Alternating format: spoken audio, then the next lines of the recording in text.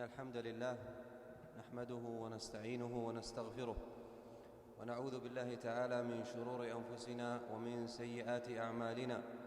من يهده الله فلا مضل له ومن يضلل فلا هادي له، وأشهد أن لا إله إلا الله وحده لا شريك له، وأشهد أن محمدًا عبده ورسوله صلى الله عليه وعلى آله وأصحابه والتابعين لهم بإحسان إلى يوم الدين، وسلم تسليمًا كثيرا.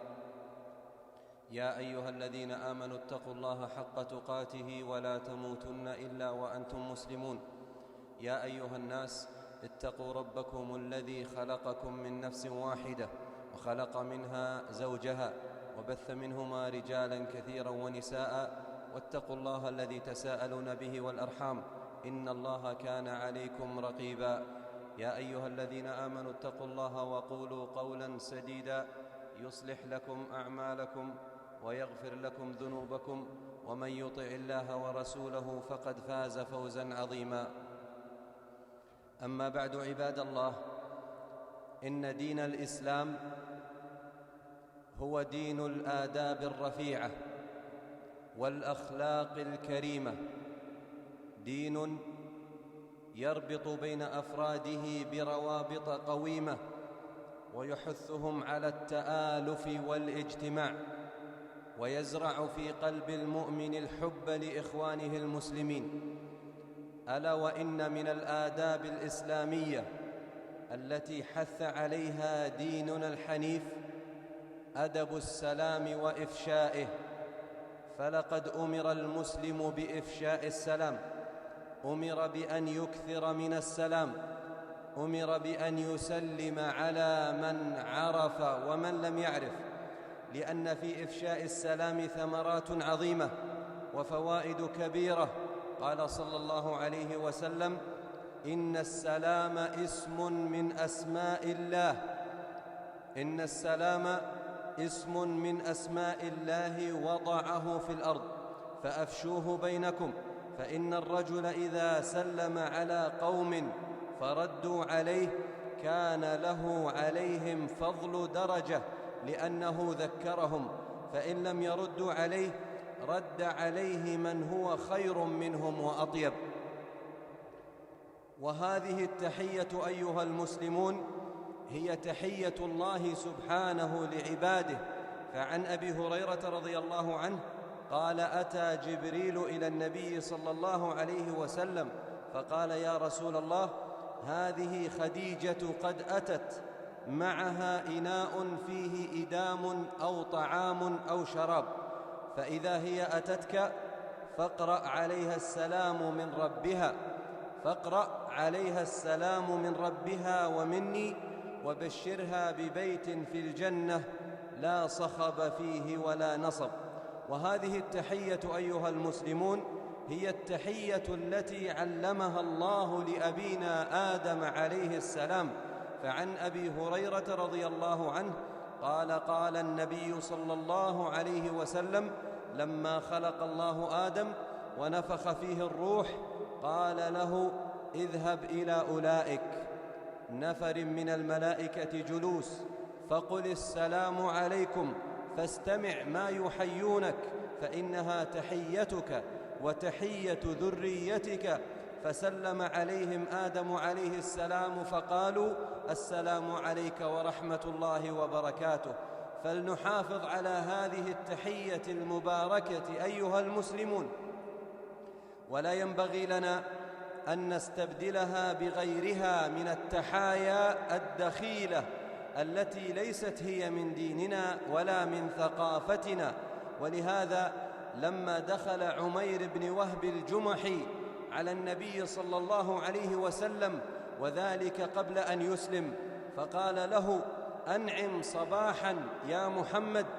فقال النبي صلى الله عليه وسلم: قد أكرمنا الله بتحية خير من تحيتك يا عمير، قد أكرمنا الله بتحية خير من تحيتك يا عمير، تحيتنا تحية أهل الجنة وهي السلام. فلا يصلح للمسلم عباد الله لا يصلح للمسلم إذا دخل مجلسا أو أتى قوما أن يحييهم بتحية غير السلام. وبعضهم إذا دخل على أصحابه أو على زملائه في العمل قال صباح الخير، أو حياهم بتحية بغير اللغة العربية. وبعضهم لا يسلم أصلاً ويبدأ بالكلام مباشرة، وهذا غلط، هذا غلط كله غلط. وقد قال النبي صلى الله عليه وسلم: السلام قبل السؤال، فمن بدأكم بالسؤال قبل السلام فلا تجيبوه. وفي رواية قال صلى الله عليه وسلم: من بدأ بالكلام قبل السلام فلا تجيبوه. بل كان النبي صلى الله عليه وسلم لا يأذن لمن يستأذن بالدخول حتى يسلم أولاً. وكان يقول صلى الله عليه وسلم: لا تأذنوا لمن لم يبدأ بالسلام، لا تأذنوا لمن لم يبدأ بالسلام. وقد جاءه رجل فقال: أأدخل؟ فقال النبي صلى الله عليه وسلم للجارية: اخرجي إليه فقولي له: قل السلام عليكم أأدخل؟ فإنه لم يحسن الاستئذان. فسمع الرجل قول النبي صلى الله عليه وسلم قبل أن تخرج إليه الجارية، فقال: السلام عليكم أأدخل؟ فرد النبي صلى الله عليه وسلم عليه السلام وأذن له. فأكثروا من السلام عباد الله، أكثروا من السلام وأفشوه وانشروه، فإنه عبادة عظيمة بها تتآلف الأرواح، وبها ينتشر السلام والأمن، وبها تتصافى القلوب، وبها تسود المحبة. بل لا يتم الإيمان إلا بها، بل لا تدخل الجنة إلا بها. فما أعظمها من تحية وما أغفلنا عنها. قال النبي صلى الله عليه وسلم: والذي نفسي بيده لا تدخلوا الجنة حتى تؤمنوا، ولا تؤمنوا حتى تحابوا. أولا أدلكم على شيء إذا فعلتموه تحاببتم؟ أفشوا السلام بينكم، أفشوا السلام بينكم. والسلام هو أول أمر دعا إليه النبي صلى الله عليه وسلم حينما دخل المدينة مهاجرا. أول يوم دخل فيه النبي صلى الله عليه وسلم إلى المدينة أمر بإفشاء السلام. فعن عبد الله بن سلام رضي الله عنه قال: لما قدم النبي صلى الله عليه وسلم المدينة انجفل الناس إليه، وقد قيل: قدم رسول الله صلى الله عليه وسلم، قدم رسول الله، قدم رسول الله. قال: فجئت لأنظر إليه، وذلك قبل أن يسلم رضي الله عنه. قال: فلما تبينت وجهه عرفت أن وجهه ليس بوجه كذاب، فكان أول شيء سمعته منه أن تكلم به أن قال صلى الله عليه وسلم: أيها الناس أفشوا السلام، أيها الناس أفشوا السلام، وأطعموا الطعام، وصلوا الأرحام، وصلوا بالليل والناس نيام، تدخلوا الجنة بسلام. فقدم النبي صلى الله عليه وسلم إفشاء السلام على إطعام الطعام، وعلى صلة الأرحام، وعلى صلاة القيام، لما له من عظيم الأثر في المجتمعات. وقد حثنا النبي صلى الله عليه وسلم أن نقرأ السلام على من عرفنا ومن لم نعرف. ومن قال السلام عليكم فله 20 حسنة، ومن قال السلام عليكم ورحمة الله فمن قال السلام عليكم فله 10 حسنات، ومن قال السلام عليكم ورحمة الله فله 20 حسنة، ومن قال السلام عليكم ورحمة الله وبركاته فله 30 حسنة. ومن دخل بيته فسلم فإن في تسليمه بركة على أهل بيته. فعن أنس رضي الله عنه قال: قال لي النبي صلى الله عليه وسلم: يا بني إذا دخلت على أهلك فسلم يكن بركة عليك وعلى أهل بيتك.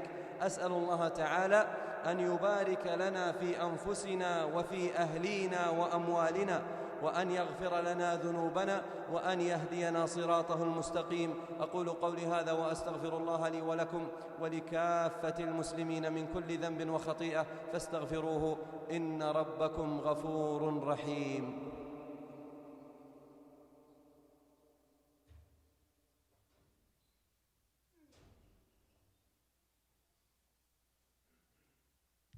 الحمد لله على إحسانه، الشكر له على توفيقه وامتنانه، وأشهد أن لا إله إلا الله وحده لا شريك له تعظيما لشأنه، وأشهد أن محمدًا عبده ورسوله الداعي إلى رضوانه صلى الله عليه وعلى أصحابه وآله ومن تبعهم بإحسان إلى يوم الدين.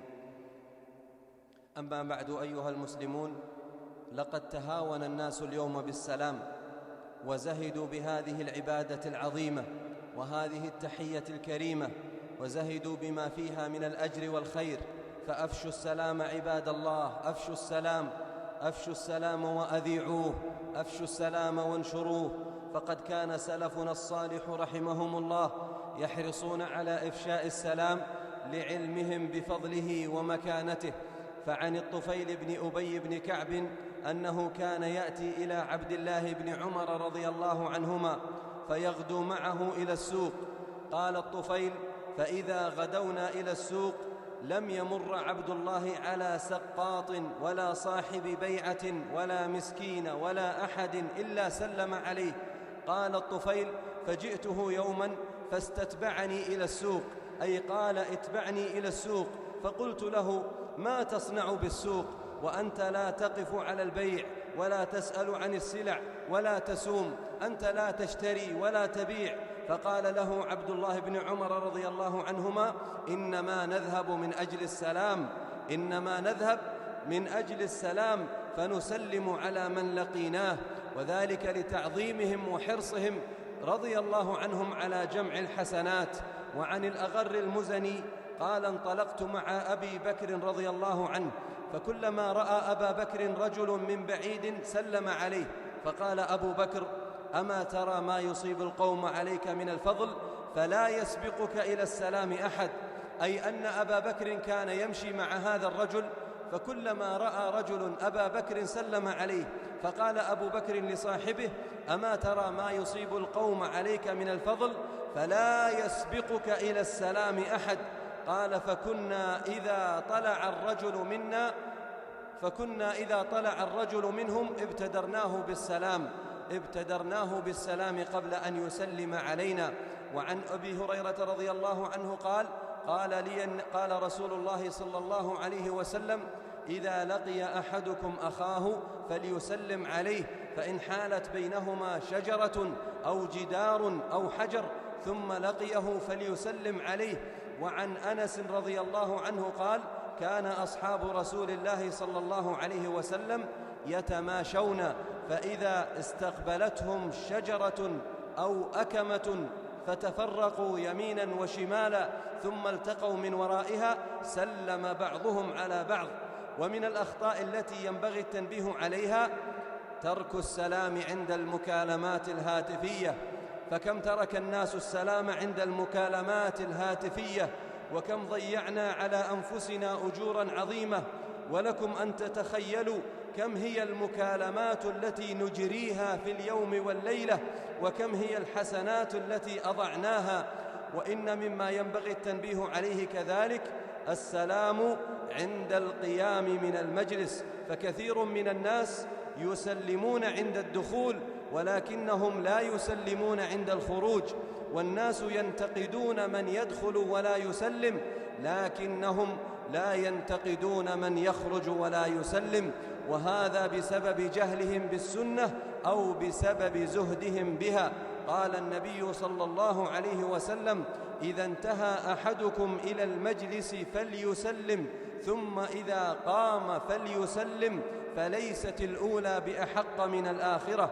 فإذا دخل أحدنا المجلس فعليه أن يسلم على الجالسين، ثم إذا أراد أن يقوم فليسلم أيضا، وليحرص على تطبيق السنة ولا يضيع على نفسه هذه الأجور العظيمة، فإن الحسنة الواحدة عباد الله خير من الدنيا وما فيها. اللهم أعنا على نشر السلام، اللهم أعنا على نشر السلام، اللهم أعنا على نشر السلام وإفشائه، اللهم حببه إلى قلوبنا، اللهم لا تحرمنا ما فيه من الأجر والثواب، اللهم اجعله سببا لدخولنا إلى جنات النعيم. اللهم أسمعنا هذه التحية المباركة من ملائكتك الكرام في جنات الخلود يا رب العالمين. قال ربنا سبحانه: جنات عدن يدخلونها ومن صلح من آبائهم وأزواجهم وذرياتهم والملائكة يدخلون عليهم من كل باب سلام عليكم بما صبرتم فنعم عقبى الدار. اللهم أصلح أحوال المسلمين، اللهم أصلح أحوال المسلمين، اللهم أصلح أحوال المسلمين، اللهم ألف بين قلوب المسلمين، اللهم ألف بين قلوب المسلمين، اللهم ثبت قلوبنا على دينك إلى أن نلقاك. اللهم اجعلنا صالحين مصلحين، اللهم اجعلنا صادقين هادين مهديين يا رب العالمين. اللهم وفقنا لصالح القول والعمل، واعصمنا من المحرمات والمنكرات يا ذا الجلال والإكرام. اللهم اجعل جمعنا مرحوما وتفرقنا بعده معصوما، ولا تجعل فينا ولا معنا شقيا ولا محروما يا ذا الجلال والإكرام. اللهم وسع أرزاقنا واقض ديوننا واشف مريضنا وأطل على طاعتك أعمارنا يا حي يا قيوم. اللهم اجعلنا ممن طال عمره وحسن عمله، ولا تجعلنا ممن طال عمره وساء عمله يا ذا الجلال والإكرام. اللهم إنا نسألك الفردوس الأعلى من الجنة، اللهم إنا نسألك الفردوس الأعلى من الجنة، اللهم إنا نسألك الفردوس الأعلى من الجنة وما قرب إليها من قول وعمل، ونعوذ بك من النار وما قرب إليها من قول أو عمل. اللهم الطف بأمة محمد أجمعين، اللهم اجمع شعثهم ووحد صفهم وقو كلمتهم وانصرهم على عدوك وعدوهم. اللهم أمن ديارهم، اللهم أمن ديارهم، اللهم أمن ديارهم في سائر بقاع الأرض يا رب العالمين. اللهم إنا نسألك الهدى والتقى والعفاف والغنى. اللهم أصلح شبابنا وبناتنا، اللهم أصلح شبابنا وبناتنا، اللهم أصلح شبابنا وبناتنا، اللهم تول رعايتهم وتأديبهم، اللهم اكلأهم برعايتك يا حي يا قيوم. اللهم لا تجعل للشياطين عليهم سبيلا يا رب العالمين. اللهم أقر أعيننا بصلاحهم يا ذا الجلال والإكرام، يا من له الدنيا والآخرة وإليه المعاد. سبحان ربك رب العزة عما يصفون، وسلام على المرسلين، والحمد لله رب العالمين.